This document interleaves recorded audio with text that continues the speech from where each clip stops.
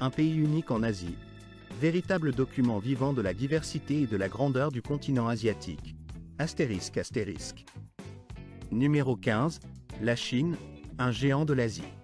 Avec une superficie qui approche les 9 600 000 km², ce pays occupe la 3e place au niveau mondial en termes de territoire. Située au cœur même de l'Asie de l'Est, cette vaste région partage ses frontières avec 14 nations différentes, allant de la Russie et de l'Inde à la Corée du Nord. Parmi ses voisins, le Vietnam se distingue par le nombre relativement réduit de ses frontières terrestres, se classant seulement après la Russie en la matière. Cette configuration géographique confère à la Chine un rôle central dans le commerce mondial et dans la diplomatie internationale, faisant d'elle un acteur incontournable sur la scène mondiale. L'un des traits les plus curieux de ce pays réside dans sa gestion du temps. Bien que sa superficie s'étende sur 5 fuseaux horaires distincts, tout le territoire vit selon une seule et unique heure officielle, celle de Pékin, correspondant à l'heure universelle +8. Ce choix peut sembler étrange, mais il engendre des contrastes saisissants. Par exemple, dans la région du Xinjiang, située à l'ouest, le soleil peut se lever après 10 heures du matin, tandis qu'à Shanghai, en bord de mer, la population est déjà en train de finir son déjeuner lorsque l'aube pointe. La géographie de la Chine est un véritable paradis pour les voyageurs en quête de paysages variés et impressionnants. À l'est, on trouve des plaines fertiles, idéales pour l'agriculture, où poussent des cultures abondantes. À l'ouest, s'étendent des plateaux arides, notamment celui du Tibet, où le mont Everest, le sommet le plus élevé du monde, domine majestueusement l'horizon. Au nord, s'étale le désert de Gobi, une étendue sauvage et imposante, réputée pour sa rudesse. Quant au sud, il dévoile des montagnes tropicales luxuriantes, riches en flore et en faune rare, où la végétation dense et la biodiversité remarquable créent un tableau à couper le souffle. Les paysages naturels de la Chine, qu'ils soient enneigés ou baignés de soleil, illustrent à eux seuls la diversité et la richesse de son territoire. La variété est telle que certains voyageurs décrivent cette contrée comme étant digne d'un film de science-fiction, tant la nature y change de façon radicale en fonction des régions. Le pays couvre en effet presque toutes les zones climatiques possibles, des régions froides et éternellement enneigées du Tibet, aux zones humides et pluvieuses de Pékin influencées par la mousson, en passant par les déserts arides du Xinjiang ou encore les îles tropicales de Hainan. Imaginez un instant pouvoir skier le matin dans certaines régions, puis se baigner dans la mer de Hainan après le déjeuner. Tout cela est possible sans quitter les frontières de la Chine, tant ses climats sont variés et contrastés. La Chine n'est pas seulement une terre de paysages spectaculaires, c'est aussi un géant démographique. D'ici à l'année 2025, sa population dépassera probablement le chiffre impressionnant de 1,4 milliard d'habitants, ce qui représente à peu près 1/5 de la population mondiale. La majorité de ces personnes, environ 90%, sont de l'ethnie Han, la plus nombreuse dans le pays. Cependant, la Chine reconnaît officiellement la présence de 55 minorités ethniques différentes, parmi lesquelles les Tibétains, les Ouïghours, les Mongols ou encore les Juifs.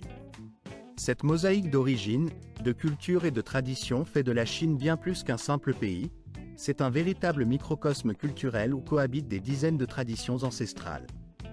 En ce qui concerne la langue, le chinois officiel est le putonghua, ou mandarin standard. Pourtant, dans chaque région, on parle une multitude de langues et de dialectes, au total plus de 300. Du cantonais au hokkien, en passant par le shanghaïen, ces dialectes sont si différents entre eux que, souvent, même les locuteurs chinois doivent passer par le putonghua pour se comprendre. La diversité linguistique est donc une caractéristique essentielle de cette nation, perceptible autant à l'oreille qu'à l'œil. Numéro 14. La beauté des femmes chinoises incarne à merveille l'idéal de féminité tel qu'il est perçu en Asie. Il est fréquent de constater que la beauté des femmes chinoises repose souvent sur une peau claire et lisse, ainsi que sur des traits du visage délicatement sculptés, qui évoquent à la fois la douceur et un charme irrésistible. Leurs yeux brillants, leur menton soigneusement dessiné et leur pont nasalo contribuent à créer une image d'élégance subtile, presque féerique. Cependant, derrière cette apparence souvent raffinée, l'essence du véritable charme des femmes chinoises réside dans une harmonie subtile entre tradition et modernité. Elles ont su préserver des valeurs profondément ancrées dans la culture orientale, telles que le respect filial, la politesse et un dévouement sincère envers leur famille. En même temps, Les femmes chinoises contemporaines ont évolué pour devenir des figures confiantes et autonomes, capables de s'affirmer tant sur le plan professionnel que personnel. Elles sont souvent indépendantes financièrement, ambitieuses dans leur carrière et déterminées à réussir, incarnant la nouvelle génération qui allie héritage traditionnel et aspiration à la modernité. Selon un rapport de l'Institut Haroun publié en 2023, plus de 63% des femmes milliardaires autodidactes, c'est-à-dire ayant construit leur succès par elles-mêmes, proviennent de Chine. Ce chiffre dépasse largement celui observé aux États-Unis ou en Europe, illustrant la vigueur de cette nouvelle vague de femmes d'affaires et de leaders. Parmi elles, on trouve des PDG, des fondatrices d'entreprises innovantes, ainsi que des scientifiques dont la présence n'est plus aussi rare qu'auparavant. Ces femmes exceptionnelles sont devenues des symboles d'une génération nouvelle, qui redéfinit les standards de réussite et d'ambition. Concernant leur vie sentimentale, il est souvent dit que les femmes chinoises ont tendance à faire preuve de réserve et de prudence. Elles ne se précipitent pas pour dévoiler leurs émotions, préférant établir une relation basée sur la confiance mutuelle et la compréhension profonde. Lorsqu'elles choisissent un partenaire, leurs décisions reposent souvent sur la sincérité, la loyauté et le respect. Elles témoignent leur inquiétude à travers de petites attentions, et savent également poser des limites personnelles lorsque cela s'avère nécessaire pour préserver leur bien-être. Une question fréquemment posée est de savoir si sortir avec une femme chinoise ou envisager le mariage est une tâche difficile pour un homme étranger. La réponse est non, car aujourd'hui, beaucoup de ces femmes, notamment celles instruites et ayant réussi dans leur vie, choisissent leur partenaire à l'étranger. Elles sont souvent plus ouvertes, plus respectueuses et plus compréhensives que certains hommes locaux. Cette rencontre amoureuse entre l'Orient et l'Occident ne se limite pas uniquement aux applications de rencontres, mais s'étend également dans les universités, les milieux d'affaires et les communautés internationales. Si vous souhaitez découvrir comment rencontrer ces femmes chinoises et conquérir leur cœur, n'hésitez pas à laisser un commentaire. Nous vous révélerons dans le 9e numéro leurs secrets, et vous donnerons toutes les clés pour établir une relation sincère et durable. Passons maintenant à un aspect beaucoup plus ancien, mais tout aussi fascinant. L'histoire des inventions chinoises qui ont révolutionné le monde. Savez-vous que les Chinois ont même inventé le papier toilette? Oui, c'est une réalité surprenante. La première invention véritablement révolutionnaire de la Chine fut le papier. En l'an 105 de notre ère, un fonctionnaire nommé Cai Lun, à la cour de la dynastie Han, eut l'idée de fabriquer du papier à partir de matériaux aussi variés que l'écorce d'arbres, les chiffons et même des filets de pêche. Il prit ces éléments, les pétrit, les filtre, puis les fit sécher, créant ainsi une matière nouvelle, légère, économique et accessible. Cette invention bouleversa la manière de stocker et de transmettre l'information, en remplaçant progressivement les techniques plus coûteuses et encombrantes telles que les panneaux de bambou ou la soie. Étonnamment, cette technologie de fabrication du papier ne parvint en Europe qu'au Xe siècle, soit plus de 1000 ans plus tard, illustrant le retard relatif de l'Occident face à la Chine dans ce domaine. Par ailleurs, lors d'expériences alchimiques menées durant l'ère Tang, les érudits taoïstes cherchaient à créer un élixir d'immortalité en utilisant des substances telles que le soufre, le charbon de bois et le salpêtre. De façon inattendue, ils découvrirent une substance qui, en brûlant, dégageait une énergie colossale.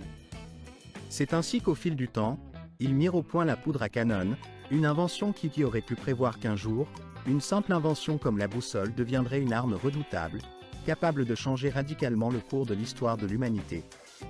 L'idée même que cet instrument, développé au fil des siècles, ait pu influencer la destinée des explorations et des conquêtes est à la fois fascinante et étonnante. La boussole, en effet, ne fut pas inventée en un jour. Elle constitue l'une des nombreuses innovations chinoises qui ont marqué le début de l'ère maritime. Déjà, au IXe siècle, des scientifiques chinois avaient découvert que la magnétite, un minerai en forme de cuillère posé sur une plaque de bronze, pointait toujours vers le sud. Cet appareil rudimentaire, mais d'une efficacité remarquable, devint rapidement essentiel pour la navigation en mer, permettant aux marins de s'aventurer plus loin et plus confidemment dans l'inconnu. Imaginez un instant, sans cette boussole, il aurait été difficile pour Christophe Colomb, ou pour d'autres explorateurs, d'oser traverser l'immense océan Atlantique et de découvrir de nouveaux continents.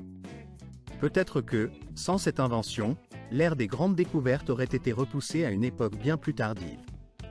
La Chine, en quête de partage des connaissances, est aussi devenue le berceau de l'imprimerie. Déjà, au VIe siècle, apparaissaient les premiers caractères imprimés par xylographie, où des pages étaient découpées dans des blocs de bois et reproduites en masse. Plus tard, au XIe siècle, un homme ordinaire nommé Bicheng inventa des caractères mobiles en argile, qui pouvaient être réarrangés et réutilisés à l'envi. Pendant que l'Europe s'efforçait encore de recopier laborieusement ses livres à la main, la Chine produisait déjà des milliers d'exemplaires imprimés quotidiennement. Quelles inventions parmi celles évoquées vous a le plus surpris? Laquelle pensez-vous avoir eu le plus grand impact sur notre monde moderne? N'hésitez pas à écrire le chiffre 8 dans les commentaires pour partager votre avis. Passons maintenant à une autre facette de l'héritage chinois, sa place de premier producteur mondial de thé. La Chine est largement considérée comme le berceau de cette culture millénaire, qui occupe aujourd'hui une position dominante dans la production mondiale. En produisant plus de 40% du thé mondial, le pays ne se limite pas à être un simple fournisseur, il a intégré le thé dans tous les aspects de la vie quotidienne. Du repas familial aux réceptions diplomatiques, en passant par les rites religieux et les philosophies de vie, le thé occupe une place centrale dans la culture chinoise. Mais qu'est-ce qui explique cette excellence? Tout réside dans la singularité des conditions naturelles propres à cette région. Les montagnes ondulantes, les vastes vallées, une humidité ambiante idéale, ainsi que la fréquente présence de brouillard créent un climat parfait pour la culture du thé, que ce soit dans des plantations en altitude ou sur des versants ensoleillés. Parmi les régions célèbres pour leur production, on trouve notamment le Fujian, le Yunnan ou encore le Jiangxiang. Le thé y est cultivé à différentes hauteurs, allant de quelques centaines à plusieurs milliers de mètres au-dessus du niveau de la mer, ce qui confère à chaque variété un goût et un arôme unique. L'héritage chinois en matière de thé ne se limite donc pas à sa quantité, mais aussi à une diversité incroyable. Pensez au thé vert Longjing de Hangzhou, connu pour ses saveurs délicates et ses arômes subtils, ou au thé orchidée de Wuteguan, avec ses notes florales, ou encore au pu'er, qui subit une fermentation naturelle, vieillissant comme un vin précieux, devenant chaque année plus précieux et recherché. Chaque variété raconte une histoire, évoque une région, une tradition, une philosophie. La légende veut que le thé le plus précieux, autrefois offert exclusivement aux empereurs, soit le thé vierge, un produit d'une rareté exceptionnelle, considéré comme un cadeau d'une valeur inestimable. En somme, l'héritage de la Chine dans le domaine des innovations et de la culture est immense, et ses contributions continuent d'influencer le monde entier à ce jour. Que ce soit par ses découvertes technologiques ou par ses traditions séculaires, la Chine a su laisser une empreinte profonde et durable, témoignant de son rôle essentiel dans l'histoire universelle. Selon les anciennes croyances, il était autrefois dit que la récolte de certaines feuilles, considérées comme sacrées, ne pouvait être effectuée que par des filles vierges, et ce, dans des conditions très particulières. La tradition voulait qu'on ne les prenne pas simplement avec les mains, mais qu'on utilise plutôt les lèvres pour les cueillir, afin de préserver leur pureté et leur douceur originelle. Ces feuilles précieuses étaient alors déposées délicatement sur des plateaux dorés, conçus spécifiquement pour leur offrir un support élégant et sacré, sans jamais être touchées directement par la main afin de préserver leur intégrité et leur goût délicat. Aujourd'hui, il est difficile, voire impossible, de confirmer la véracité de cette légende ou de cette pratique ancienne, mais elle témoigne de l'importance que la culture chinoise a toujours accordée à la pureté, à la force et aux principes sacrés que symbolisait le thé dans leur tradition. Le thé n'était pas simplement une boisson, mais un symbole profond de valeurs spirituelles et culturelles transmises de génération en génération. Passons maintenant à une autre facette de la culture numérique chinoise, qui révèle un univers totalement indépendant et distinct du reste du monde. Si un jour vous vous rendez en Chine, vous pourriez être surpris de constater que, soudainement, il vous devient impossible d'accéder à des plateformes telles que Facebook, YouTube ou Twitter, aussi connues sous le nom de X. Ne paniquez pas pour autant, votre appareil n'est pas cassé ni défectueux. En réalité, vous vous trouvez dans un monde numérique séparé, isolé par une barrière invisible mais très efficace. La Chine contrôle strictement l'accès à l'Internet mondial grâce à un système de censure sophistiqué, souvent désigné sous l'appellation de « grand pare-feu numérique ». Cette métaphore évoque une barrière virtuelle qui, tout comme un mur gigantesque, limite l'accès à certains contenus étrangers, tout en permettant à l'État de surveiller, de filtrer et de réguler le flot d'informations qui circulent dans le pays. Ce n'est pas simplement un filtre, mais un véritable mécanisme de contrôle mis en place pour gérer la circulation des données, protéger les informations nationales et préserver ce que le gouvernement chinois qualifie de souveraineté numérique. Pour contourner ces restrictions, la majorité des étrangers utilisent souvent des VPN, ces réseaux privés virtuels qui permettent de déjouer la censure et d'accéder aux plateformes bloquées. Cependant, pour les citoyens chinois, le recours à ces outils est généralement inutile. Ils vivent dans un écosystème numérique entièrement local, dominé par des géants technologiques tels que WeChat, une super application qui sert à tout, communication, achat, prise de rendez-vous chez le médecin, paiement des factures, ou encore déclaration fiscale. Tout se fait en un seul endroit, dans une plateforme intégrée, ce qui facilite la vie quotidienne. Les habitants plaisantent souvent en disant qu'il est moins problématique de perdre leur portefeuille que de perdre l'accès à WeChat, car ce dernier représente désormais une extension de leur vie quotidienne, voire de leur identité numérique. L'accès à d'autres réseaux sociaux tels que Weibo, Twitter, rebaptisé Weibo X en Chine, ou Instagram est également très contrôlé, mais ces plateformes sont tout de même maintenues en activité, notamment par des célébrités, des blogueurs ou même des représentants officiels du gouvernement. Pour la recherche d'informations, au lieu de Google, les utilisateurs se tournent vers le moteur de recherche Baidu, une plateforme locale qui offre non seulement la recherche classique, mais aussi des cartes interactives, un stockage dans le cloud, des services liés à l'intelligence artificielle et même des technologies de drones ou de voitures autonomes. Vous imaginez pouvoir survivre une semaine entière sans Google ni Facebook? Si vous acceptez ce défi, n'hésitez pas à le signifier en écrivant le chiffre 7 dans les commentaires.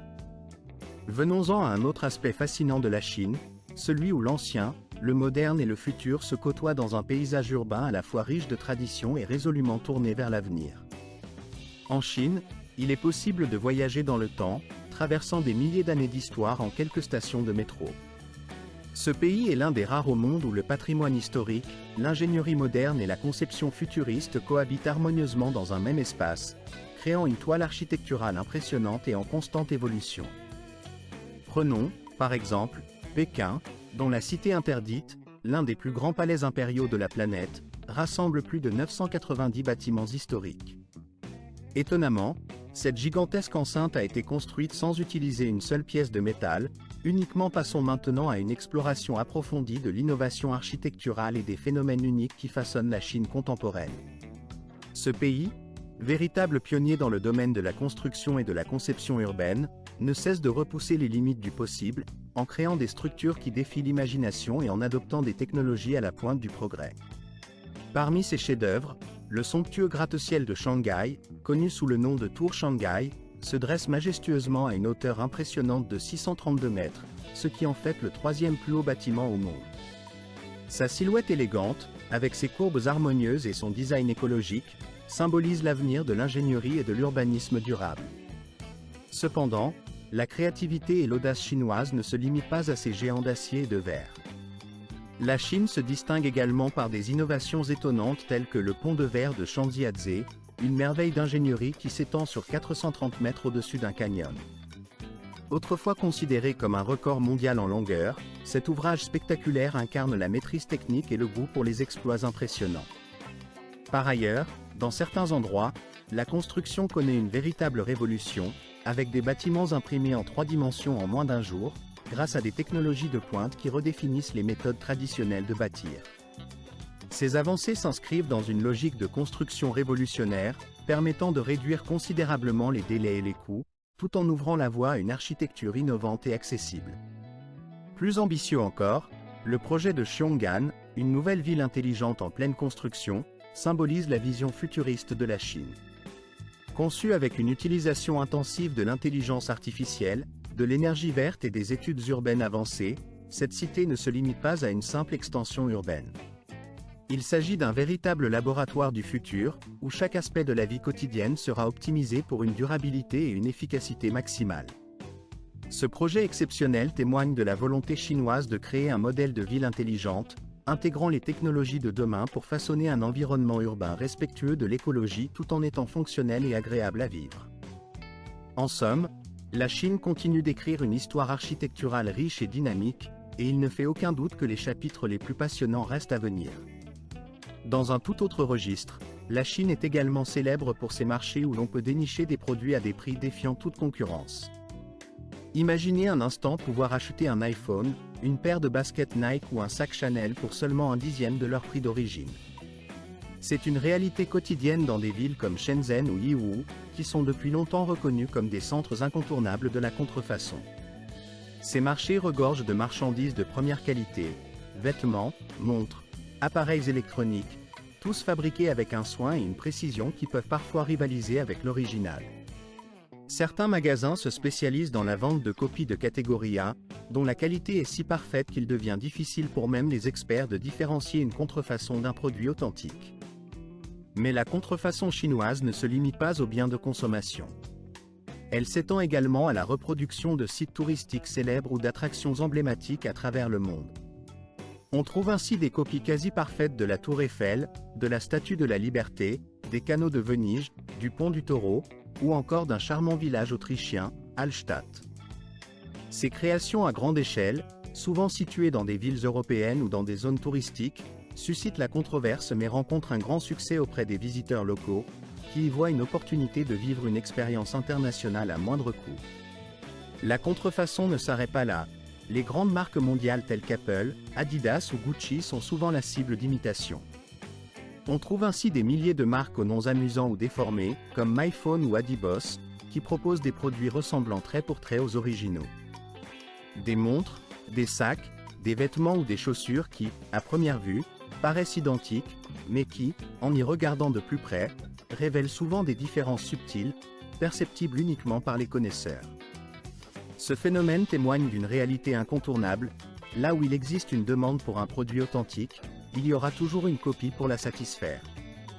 Parfois, ces copies surpassent depuis plus de 40 siècles la région de Saint-Men, un village niché dans la vaste et mystérieuse contrée de Yadong, fascine par ses habitations hors du commun. Ces dwellings, connus sous le nom de Yaodong, sont construits en terre crue, creusés directement dans le sol, et leur présence presque invisible de la surface en fait un véritable secret bien gardé. À première vue, depuis la rue, on ne distingue qu'un réseau de chemins modestes, serpentant à travers le paysage. Mais en s'engageant dans l'un de ces sentiers et en descendant d'environ 6 à 7 mètres sous la surface, le voyageur se retrouve plongé dans un univers digne d'un conte de fées. Là, sous la terre, des familles vivent, cuisinent, étudient, dorment et communiquent dans un environnement souterrain, où chaque maison est un chef-d'œuvre d'ingéniosité architecturale. Ces habitations souterraines adoptent une forme carrée, généralement d'environ 10 à 12 mètres de côté, ce qui leur confère une apparence régulière et harmonieuse sous la terre. L'entrée principale se fait par un tunnel incliné qui mène à une cour intérieure entourée de plusieurs pièces, finement sculptées dans les murs de terre. Chaque yaodong est conçu pour résister aux caprices du climat. Il dispose d'un système de drainage ingénieux, permettant de préserver la fraîcheur en été et la chaleur en hiver, même lors de pluies torrentielles. La construction de ces maisons exige patience et dévouement, nécessitant souvent 2 à 3 années de travail assidu pour être achevées. Mais le résultat en vaut la peine. Ces habitations respectueuses de l'environnement, économiques et économes en énergie, offrent un confort naturel inégalé. Leur emplacement stratégique, protégé par la terre, maintient une température constante, chaude en hiver et fraîche en été, sans recourir ni au chauffage ni à la climatisation. Fabriqués à partir de matériaux locaux, ces yaodong ont une empreinte carbone pratiquement nulle, un exploit écologique remarquable. Aujourd'hui encore, après des milliers d'années, ces maisons ingénieuses subsistent, témoins d'un savoir-faire ancestral qui continue d'inspirer architectes et urbanistes à travers le monde. Leur conception durable, leur harmonie avec l'environnement, en font un modèle à suivre pour un futur plus respectueux de la planète. La longévité de ces habitations prouve que l'ingéniosité humaine peut s'allier à la nature pour créer des habitats à la fois traditionnels et innovants, capables de résister à l'épreuve du temps.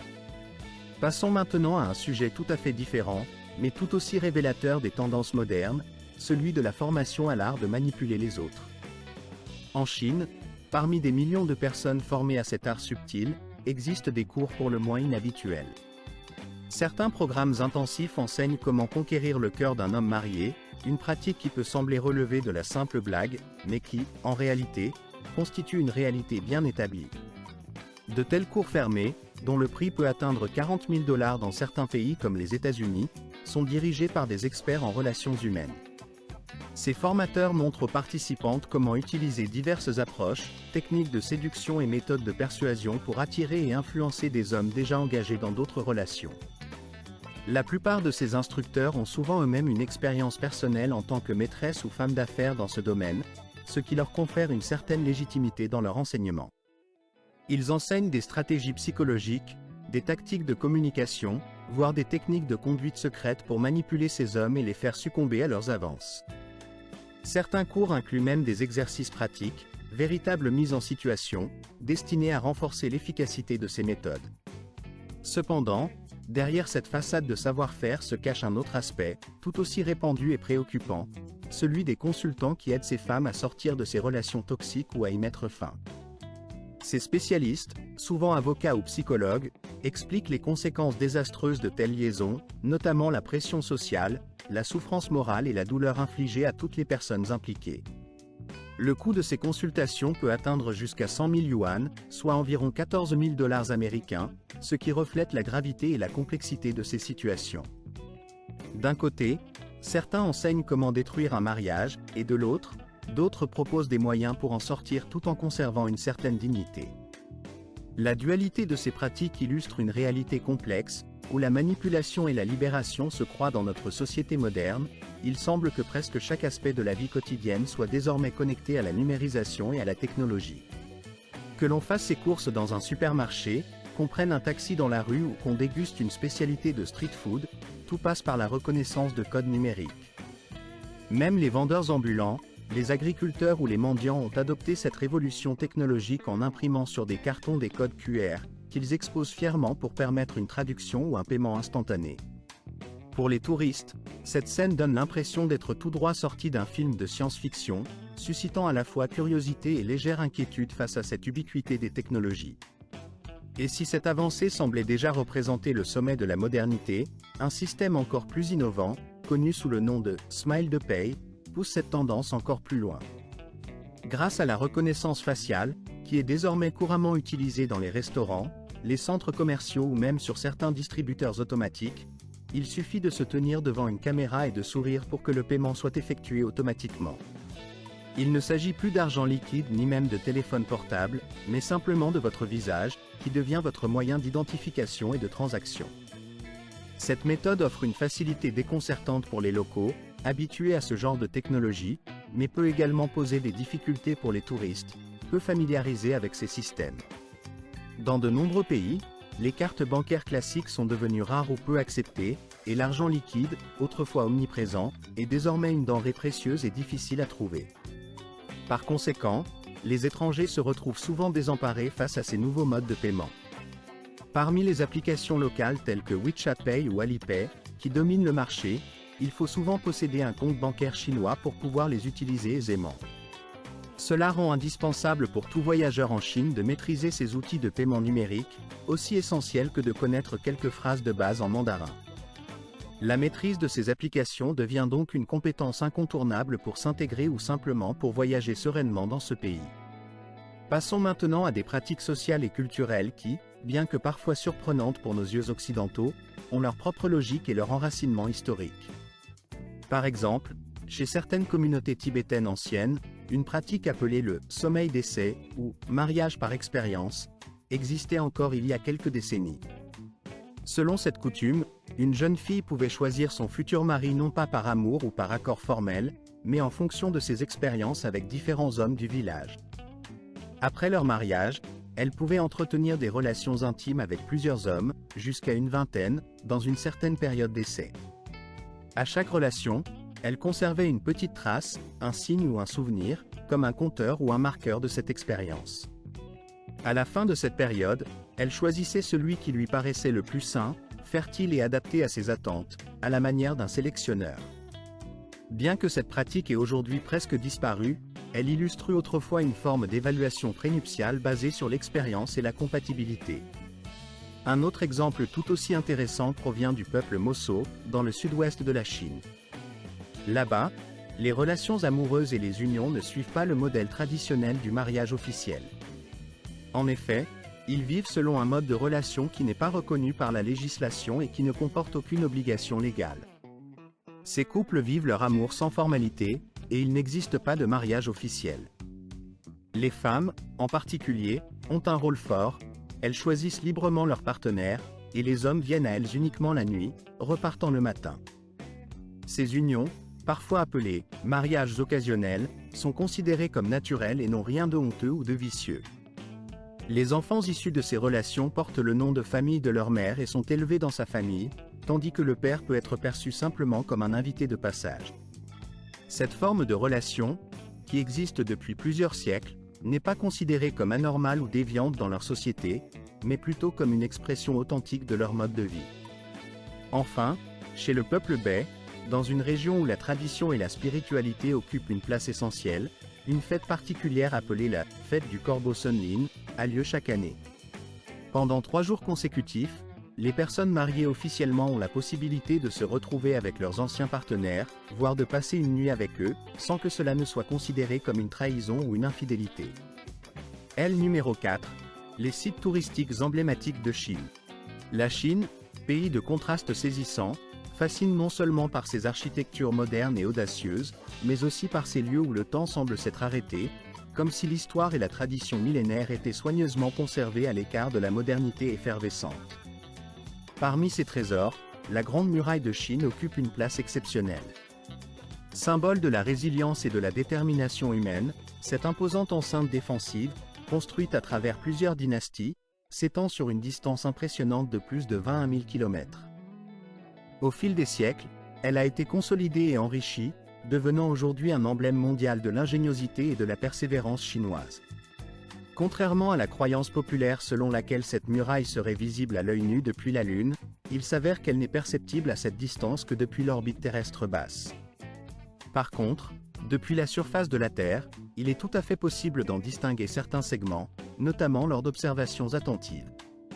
Une curiosité intéressante concerne également certaines portions anciennes du mur, où des matériaux innovants ont été utilisés, notamment un mélange de mortier de chaux auquel a été ajouté du riz gluant, une solution ingénieuse et d'une étonnante durabilité, conçue pour résister aux outrages du temps et des éléments.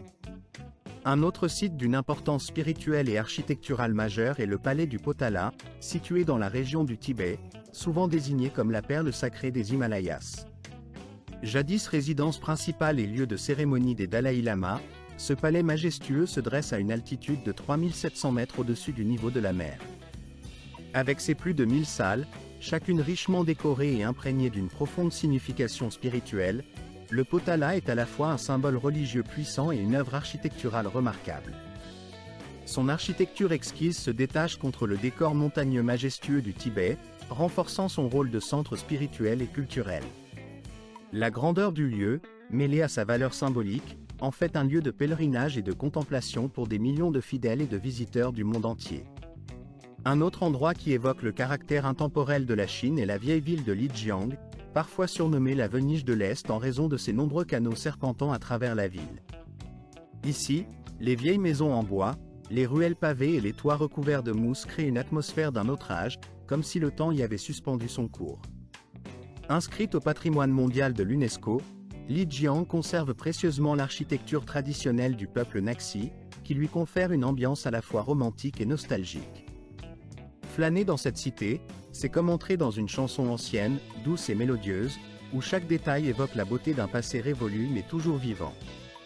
Les visiteurs peuvent y savourer un thé tout en écoutant de la musique traditionnelle, ressentant cette ambiance rare, apaisante et profondément calmante. Passons maintenant au 3e point. Les fêtes traditionnelles de Chine. Pour vraiment saisir la richesse et la vitalité de la culture chinoise, il ne faut en aucun cas manquer l'atmosphère lumineuse et festive de ces célébrations ancestrales, qui revêtent souvent une signification symbolique profonde. Lors de ces événements, la Chine se dévoile dans toute sa splendeur, entre bruit, couleurs et traditions soigneusement préservées depuis des millénaires. La fête la plus emblématique, sans doute, est le Nouvel An lunaire, la fête la plus importante du calendrier chinois. Pendant cette période, les villes s'illuminent d'une multitude de lumières rouges, symboles de chance et de prospérité. Les feux d'artifice éclatent dans le ciel, illuminant la nuit, tandis que les familles se rassemblent pour de longues heures de célébration, allant de l'écriture de caractères sur des banderoles à des danses traditionnelles, en passant par des banquets somptueux et des spectacles grandioses. Ce qui surprend souvent les touristes, c'est que le Nouvel An lunaire dure en réalité plusieurs jours, pouvant s'étendre jusqu'à un mois entier. Durant cette période, Les Chinois offrent des enveloppes rouges contenant de l'argent, symbole de bonne fortune, participent à des danses traditionnelles, organisent des repas copieux et assistent à des spectacles de grande envergure. Les réunions familiales deviennent alors des moments de joie intense lorsqu'arrive la nuit de la pleine lune. C'est tout un rituel ancestral qui s'installe dans le cœur des familles chinoises, notamment lors du 15e jour du 8e mois lunaire. Ce moment précis est l'occasion pour les proches de se rassembler, d'admirer la splendeur de la lune brillante dans le ciel nocturne, et de partager un repas convivial. Parmi ces traditions, la dégustation de gâteaux de lune occupe une place centrale, symbolisant l'unité, la plénitude et la bonheur partagée. Ces délicieuses pâtisseries, souvent fabriquées à base de pâte de lotus ou d'œufs de poule, ne sont pas seulement des friandises savoureuses. Elles incarnent également un symbole fort d'intégrité et de sincérité dans la culture chinoise. En plus de cela, il est coutume de lancer dans le ciel des lanternes flottantes, portées par des vœux de paix, de prospérité et de bonheur pour l'année à venir. Ces lanternes illuminent la nuit, créant un spectacle magique où chaque lumière porte en elle des souhaits, des rêves et des aspirations, semblables à des étoiles filantes qui traversent le firmament. Les biscuits au pain d'épices, souvent présents lors de ces festivités, ne se limitent pas à leur aspect gourmand. Leur forme et leur goût évoquent la stabilité, l'honnêteté et la sincérité, faisant de ces douceurs un véritable symbole de vœux sincères pour une vie pleine de bonheur. Ces moments de célébration culminent généralement avec la fin des festivités du Nouvel An chinois, et surtout lors de la fête des lanternes, qui se déroule le 15e jour du premier mois lunaire. Dans ce contexte, les rues, les villes et même les ruelles s'illuminent d'un éclat chaud et chaleureux, les lumières rouges et colorées des lanternes décoratives créant une ambiance féerique. Ces lanternes, suspendues ou portées par des passants, guident symboliquement le chemin vers une année nouvelle empreinte de paix et de prospérité. Les habitants sortent alors en nombre pour profiter de ces moments de réjouissance. Ils se régalent avec les tangyuan, ces boulettes de riz gluants, douces et collantes, qui symbolisent la réunion familiale et la douceur de la vie. Pendant cette période, il est également courant de résoudre des énigmes inscrites sur des lanternes ou des affiches, ajoutant une touche ludique et intellectuelle à la fête. Les enfants et les adultes s'émerveillent devant la beauté des lanternes colorées, tout en exprimant leurs souhaits et leurs rêves, que le ciel semble accueillir avec bienveillance. Ces vœux, légers comme des plumes, s'envolent dans l'atmosphère, portés par la brise nocturne, comme autant de rêves qui cherchent à se réaliser dans un avenir brillant et prometteur. Par ailleurs, la richesse de la cuisine chinoise ne se limite pas à ses traditions festives. Elle englobe également un véritable patrimoine culinaire, profondément enraciné dans l'histoire, la philosophie et l'identité régionale du pays. La cuisine chinoise est souvent considérée comme un art à part entière, où chaque région possède ses propres spécialités, ses techniques et ses saveurs qui lui sont propres. 4 écoles culinaires majeures se distinguent particulièrement dans cette diversité: la cuisine du Sichuan, celle du Canton, celle de Jianshui et celle de Shandong. Chacune de ces écoles possède ses caractéristiques distinctives, qui reflètent l'histoire, le climat et la culture de leurs régions respectives. La cuisine du Sichuan, par exemple, est réputée pour sa puissance épicée et ses saveurs électriques, qui évoquent un véritable feu d'artifice dans la bouche. Elle est célèbre pour ses plats piquants, tels que le hot pot sichuanais ou le riz frit, qui provoquent une sensation de chaleur intense et de picotement. Ces plats, souvent très épicés, font transpirer même les estomacs les plus résistants, et leur complexité aromatique mêle piquant, acidité et parfums d'épices variés. C'est sans doute l'une des cuisines les plus relevées du monde, appréciée par ceux qui recherchent un véritable défi gustatif. À l'opposé, la cuisine cantonaise privilégie la finesse et la subtilité. Elle met en avant la fraîcheur des ingrédients, avec des saveurs délicates et équilibrées qui respectent la nature de chaque produit. Les plats typiques tels que les dim sum, ces petites bouchées vapeur, comme les boulettes de crevettes ou les petits pains farcis, illustrent parfaitement cette philosophie. Les dim sum, avec leur finesse et leur élégance, se dégustent souvent en accompagnement d'une tasse dans de nombreuses villes et villages situés en dehors des grands centres urbains. Le coût de la vie demeure considérablement plus abordable, avec des dépenses mensuelles variant généralement entre 150 et 350 $. Ces tarifs attractifs en font une option idéale pour ceux qui cherchent à réduire leurs dépenses, que ce soit pour économiser de l'argent ou pour s'immerger pleinement dans le mode de vie local. En optant pour la cuisine maison, par exemple, il est possible de faire des économies substantielles tout en profitant de repas savoureux et authentiques. La préparation de ses propres plats permet non seulement de maîtriser son budget, mais aussi de découvrir la richesse culinaire de la région, souvent bien différente de l'offre touristique. Les dépenses liées à l'alimentation pour la maison, notamment l'achat des produits nécessaires pour cuisiner, oscillent en moyenne entre 230 et 280 $ par mois. Cependant, si l'on préfère la commodité ou si l'on souhaite simplement goûter à la cuisine de rue locale, la bonne nouvelle est que l'on peut se régaler pour un prix très modique. En effet, dans ces établissements bon marché, un plat typique ne coûte généralement que 3 à 7 $. Ces repas, à la fois savoureux, abordables et authentiques, offrent une expérience culinaire véritablement locale, tout en respectant un budget raisonnable. Se déplacer dans ces villes ou villages est également simple et pratique. Dans les zones urbaines plus importantes, le réseau de transport en commun est bien développé, comprenant des lignes de métro et de bus qui facilitent la mobilité quotidienne. En moyenne, un titre de transport mensuel dans ces grandes agglomérations coûte entre 15 et 20 $, ce qui permet de circuler aisément sans dépenser une fortune. En ce qui concerne la santé et le sport, les abonnements à une salle de sport ou à un centre de remise en forme reviennent généralement entre 30 et 50 $ par mois. La majorité de ces établissements sont équipés d'équipements modernes et proposent souvent la présence de coachs qualifiés, permettant ainsi de maintenir une bonne condition physique sans avoir à dépenser une fortune. Au total, le coût de la vie mensuelle en Chine, en tenant compte des dépenses essentielles telles que la nourriture, le logement, la mobilité et la santé, se situe généralement entre 880 $ et 1800 $, selon le style de vie adopté et la ville choisie. Pour cette somme, il est tout à fait envisageable de mener une vie confortable dans un pays en pleine croissance, où chaque jour réserve son lot de surprises et de découvertes. La Chine, en tant que pays d'une superficie immense, regorge de paysages variés, de cultures riches et d'expériences inoubliables, et notre exploration de ces différentes facettes ne fait que commencer. Il est important de rappeler que ces informations sont données à titre indicatif, et qu'il est fortement conseillé de faire ses propres recherches avant de prendre toute décision de déplacement ou d'installation. J'espère que cette présentation vous a été utile et agréable à suivre. Si tel est le cas, n'hésitez pas à partager votre appréciation en laissant un commentaire ou en exprimant vos envies de découvrir d'autres destinations. Votre soutien nous encourage à continuer à produire du contenu toujours plus intéressant et instructif. N'oubliez pas de consulter la prochaine vidéo qui apparaîtra à l'écran, car elle pourrait également vous plaire. Je suis convaincu que vous y trouverez des informations ou des idées qui vous séduiront.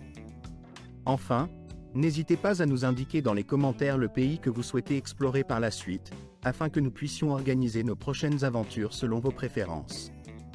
Merci infiniment d'avoir suivi cette vidéo, et à très bientôt pour de nouvelles découvertes.